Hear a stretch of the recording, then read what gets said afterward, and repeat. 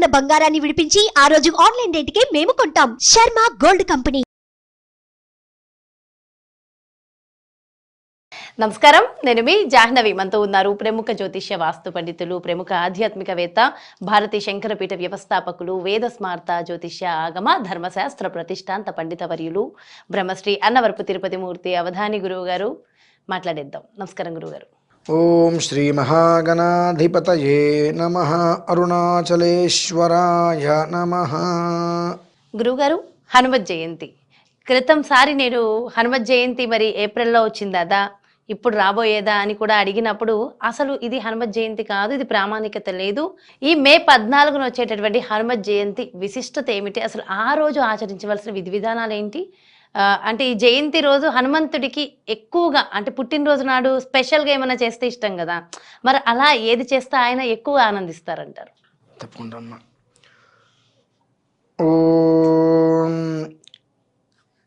పంపాతీరే హనుమతా శంగతో వానరేణః హనుమద్వచనాచ్చైవ సుగ్రీవేన సమాగతః. సుందరకాండలో మొట్టమొదటి శ్లోకం. రామాయణంలో సుందరకాండ చాలా అంటే చాలా అత్యద్భుతమైనటువంటిది. అసలు మామూలుగా హనుమత్ జయంతి అని కాదమ్మా, మంగళవారము లేదా శనివారము అయినా సరే ఎవరైనా ఒక దీక్షా నియమంగా తీసుకొని కొన్ని విధానాలను అనుసరించటం, కనీసం మాత్రం నేను వీక్షించేటువంటి ప్రతి ఒక్క భక్తులకి, ప్రేక్షకులకి, వీక్షకులకి కూడా నేను చెప్పగలిగింది ఏమిటి అంటే, వాళ్ళ జీవితంలో జరిగేటువంటి ఎన్నో అనర్థాలు, ఇబ్బందులు, వాద అపవాదములు, అలానే ఎంత కష్టపడ్డప్పటికీ కూడా ఫలితం లేకుండా అపనిందలు, నీలాపనిందలు పడుతుంటారు. ఇటువంటి వాళ్ళందరూ కూడా దాని నుంచి బయటపడి ప్రశాంత జీవితం కావాలి అనుకున్న ఎవరైనప్పటికీ కూడా హనుమత్ జయంతి రోజు నాడు వైశాఖ బహుళ దశమి 14వ తారీఖు ఆ హనుమత్ జయంతి రోజు నాడు సరే ఎన్ని విధానాలు ఉన్నాయనే విషయం పక్కన పెడితే, గుళ్ళల్లో గోపురాలకి విపరీతంగా జనాలు వెళ్తారు. దగ్గరికి వెళ్ళి మనం నమస్కారం చేసుకునే దానికి తోసేస్తారు పక్కకి. గుడికి గోపురానికి వెళ్ళమని ప్రత్యేకంగా చెప్పను, అసలు అవసరమే లేదంట. ఎందుకంటే నీ ఇంట్లో లేని దేవుడు గుళ్ళో ఉండడు. అంటే నీ ఇంట్లో నువ్వు దీపారాధన అర్చన చేసుకున్న తర్వాత నువ్వు దేవాలయ దర్శనం అనేటువంటిది విధానం. కాబట్టి నీ ఇంట్లో చేసుకొని దేవాలయానికి వెళ్ళొద్దని నేను చెప్పను. కాకపోతే ఏంటంటే మనం దర్శనం చేసుకొని నమస్కారం చేసుకొని కళ్ళతోటి ప్రశాంతంగా చూసేటువంటి స్థితి ఆ రోజు ఉండదు. మనం కూడా దగ్గరికి వెళ్ళగానే కళ్ళు మూసుకుంటాం. వెంటనే ఆయన ఎక్కడ చూసేస్తామో, మన పాపాలు ఎక్కడ పోతాయో, మనం పునీతులు అవుతామేమో, రేపంచి మనకు మంచి రోజులు వస్తాయేమో అనే భయంతో కళ్ళు మూసుకొని నమస్కారం చేస్తాం.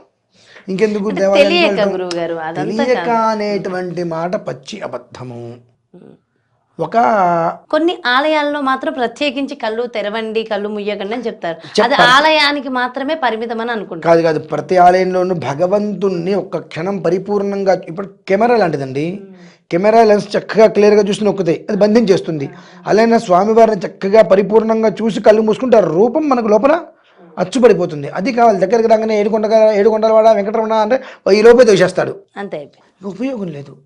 సో అలా కాకుండా ప్రతి ఒక్క మనిషి చక్కగా ఆ రోజు ఇంత విగ్రహమైన ఆంజనేయ స్వామి వారిది తెచ్చుకొని బెల్లము ఉదకం అంటే నీళ్ళల్లో బెల్లము కలిపి అందులో మిరియాల పొడి వేసి ఇలాచీ వేసి పానకం చేసుకొని చక్కగా త్వమస్మిన్ కార్య నిర్యోగే ప్రమాణం హరిసత్తమా హనుమాను యత్నమాస్తాయా దుఃఖక్షయకరో భవ.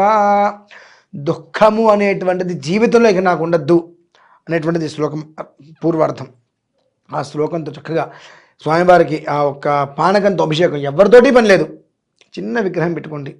లేదా రాముడికి అనుజుడే కదా, అనుజుడు కాబట్టి రామానుజాయ నమః, హనుమతే నమః, ఆంజనేయ స్వామి వారికి సంబంధించింది ఇది ఒకటి. లేదా మనోజవం మారుతతుల్య వేగం జితేంద్రియం బుద్ధిమతాం వరిష్టం వాతాత్మజం వానరయోధముఖ్యం శ్రీరామదూతం శరణం ప్రపద్యే శ్రీరామదూతం శిరసా నమామి.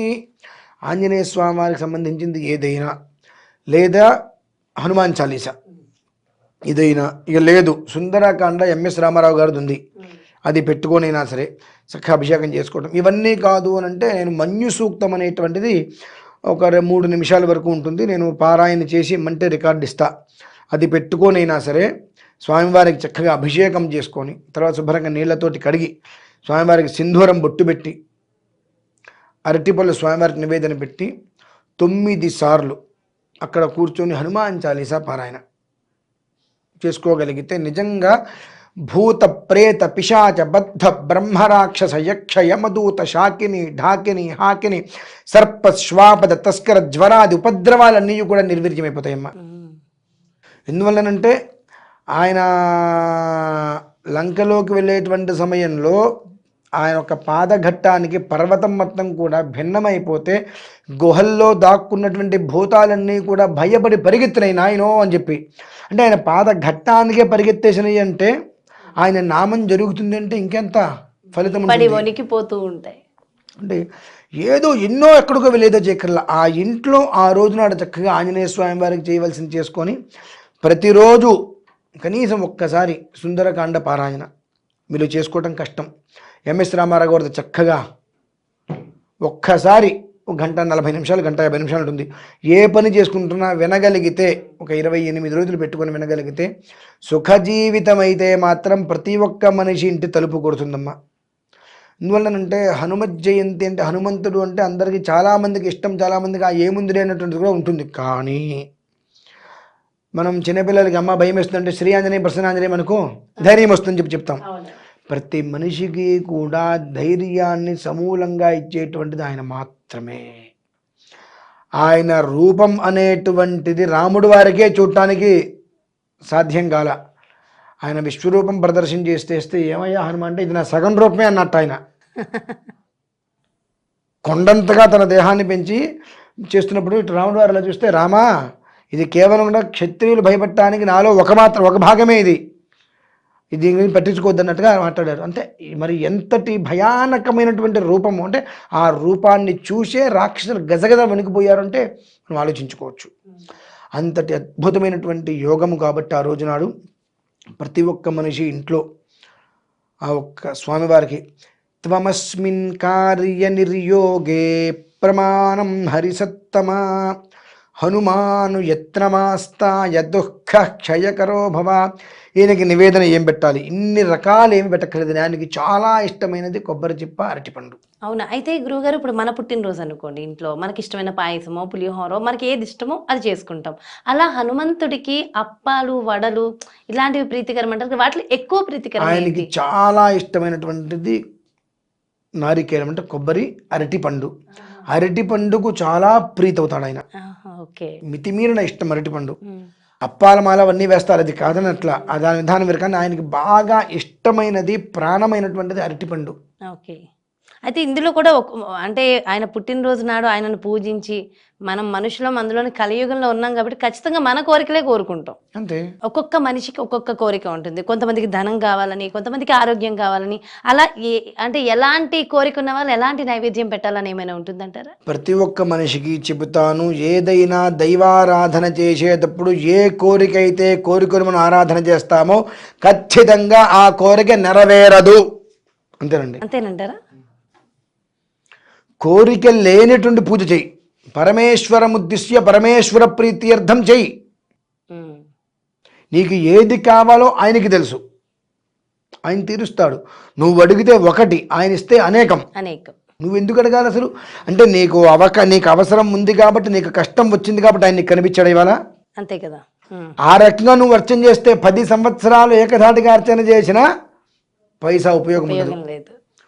మనస్ఫూర్తిగా కోరిక ఏమీ లేకుండా నాయన స్వామి నీకు అర్చన చేసుకునే భాగ్యం నాకు కలిగింది, ఇలాంటి భాగ్యాన్ని నాకు కలిగించు తండ్రి అని అనుకో, చాలా సంతోషం. నీ యొక్క జీవితానికి ఆయన తోడుగా నీడగా నిలుస్తాడు. అంతే తప్ప ఈ నైవేద్యానికి ఈ కోరిక పెట్టుకోండి, ఈ కోరిక ఉంటే ఏ నైవేద్యం పెట్టుకోండి అంటే అనవసరంగా డబ్బు ఖర్చు పెట్టి వృధా చేసుకొని పాపాలని దోషాలని కొనుక్కోవటం మినహాయిస్తే ఎలాంటి ఉపయోగము లేదు. భగవంతుడి దగ్గర మనం కోరుకోవాల్సింది ఏమిటి అంటే తండ్రి ఈ రకంగా నిన్ను అర్చించేటువంటి భాగ్యాన్ని నాకు కలిగించు అంతే. తప్ప నాకు ఇది ఉంది అది ఉంది అంతుంది ఇంతుంది ఇవన్నీ తీర్చు అవన్నీ తీర్చు అంటే లంచం ఇస్తున్నావా? ఆయన నీ గంటికి లంచగొండలా కనిపిస్తున్నాడా? అటున్నప్పుడు నువ్వు ఆయనకి అర్చన చేసుకోవడం దేనికి ఇంకా ఉమ్. అంత అవసరం లేదు కదండి. రెండు భగవదారాధన అనేటువంటిది చాలా గోప్యంగా చేయాలి. అవును, అందున ఆయన పుట్టినరోజుని మనం సెలబ్రేట్ చేసుకుంటున్నాం. పుట్టినరోజు లేదు ఇంకోటి లేదు, మనకు సంవత్సరానికి ఆయనకి రేపటి మళ్ళీ ఇప్పుడు మనకు వాళ్ళకి రేపు మనకు సంవత్సరం, ఉమ్. అవును. వాళ్ళకి రేపు మనకు సంవత్సరం, అంతే తేడా. అంటే ప్రతిరోజు వాళ్ళకి విధానమే, ఉమ్. అందులో సమస్య ఏమీ లేదు. అది దాని గురించి ఆలోచించవలసిన అవసరం అసలు లేదు.